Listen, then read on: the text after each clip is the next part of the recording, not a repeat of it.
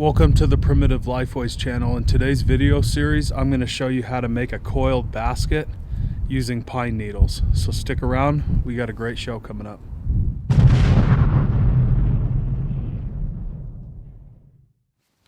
Alright folks, so I want to welcome you back, and before we get into the basket making process, I want to cover materials needed to make a basket. I want to quickly touch base on these baskets that I got going here.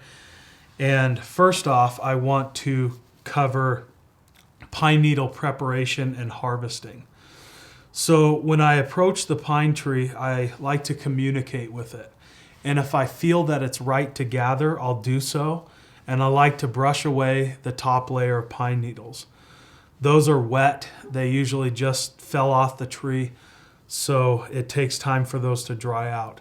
I like to go down into that second layer of pine needles to gather them, and I don't want to go anything below that because they start to rot and decay. They become far too brittle and they break off. So second layer needles is what I like to use. And what I do is I gather a whole bunch of them. I'll take them back and I'll rinse them off with Dawn dish soap in warm water. That'll kill a lot of the bacteria on the pine needle. And then I'll take hot boiling water and I'll proceed to rinse each bundle after rinsing them with the dish soap. That'll make these very pliable. After that, I spread them across a blanket in the sun and I let them dry. I want them to become bone dry before I use them.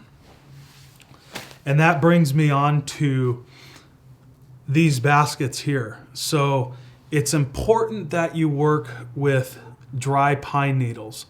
With this basket here, I made the mistake of soaking the needles, keeping them in a wet cloth, and you can see the result. We have a lot of movement. It's kind of lopsided. It's still usable, but you can see that. So we have a lot of weak spots in that basket. Again, it's a very usable basket. I use it to gather very often, and it works quite well.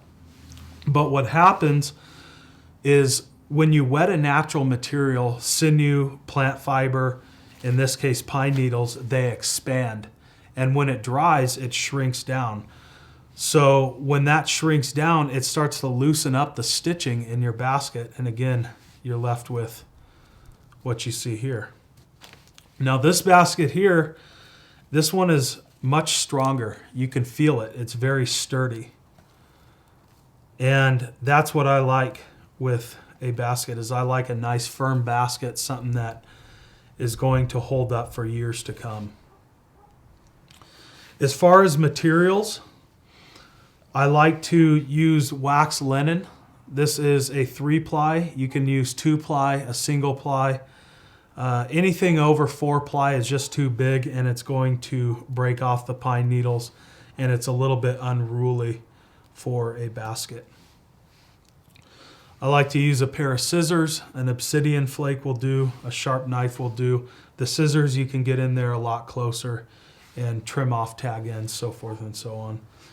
I'll use a round gauge. This is just a piece of plastic, and this is going to start the basket off. You can use a piece of shell, bone, a piece of wood, soapstone, pipestone, anything that'll hold a tight knot and it won't break will work just fine.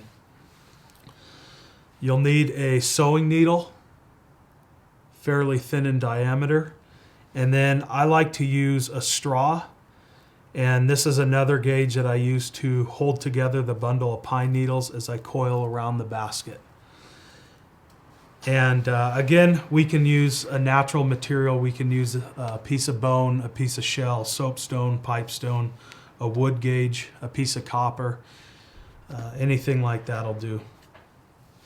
But again, the most important process is processing the pine needles and keeping these things dry. It's so important with a basket. So without further ado, we'll get into the structure and we'll show you how to start it off.